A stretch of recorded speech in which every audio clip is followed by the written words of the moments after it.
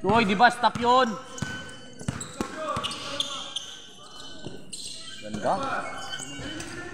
Ah! Tamad, Joy. Kasi ba, Joy? Pag may tamad na, ano, yung ano niya, yung body language, ano, ito mo tamad eh. Pero pag yung ginunahan na siya, ang galing eh. Kawawa yung kalaban. Kawawa yung kalaban. Hindi siya pag ano eh, sabi nga niya eh. Yung wellspring, parang pinapakita niya kaya niya bugbugin yung wellspring. Sa iba kasi takot.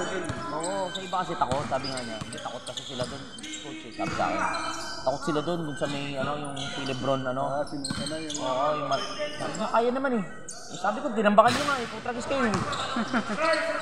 Hindi naman natatakot si coach si Mabay eh. Yung una, natatakot ka talaga kung talagang parang ano mo lang. Pero kailangan mo kasing matuto eh. Ang bandang nun eh. Nag-iba na yung tira, di ba? Iputsa pa yung iba yung tira, wala na eh. Wala na. Kahit siya mas mapapagod na siya. Hindi na siya sa Pag hindi mo ano, pag hindi mo nababantay na maayos, magkakaroon ng kumbiyansa kasi. Akala niya swerte. Oo. Pero yun sabi ko nga, yun yung kailangan yung experience kasi dyan, putragis kayo. Yung kailangan yung bantayan yan. Kasi nga, challenge eh. Alam naman kalaban mo dyan. Nice!